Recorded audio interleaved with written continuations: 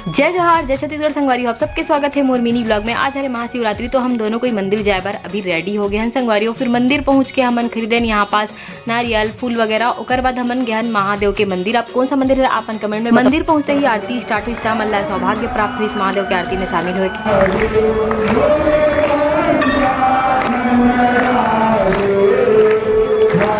आरती संपन्न होने के बाद हम अच्छे से पूजा पाठ करे हैं संगवारी हो। जल अभिषेक वगैरह करे हन और हर हर महादेव आप मन जरूर कमेंट में लिख दो। फिर हम गए हन ये साइड और यहाँ भी बहुत बड़े हनुमान जी के प्रतिमा रही से वे संगवारी हो। मंदिर प्रांगण में थोड़ा से बैठ के मैं प्रसाद खाओ। ओकर बाद निकले हमन बाहर और यहाँ पास पिए हमन गन्ना रस और गन्ना रस पी के निकले हमन घर की ओर। और कौन सा लोकेशन हरे संगवारी हो जरूर कमेंट करके बताऊँ।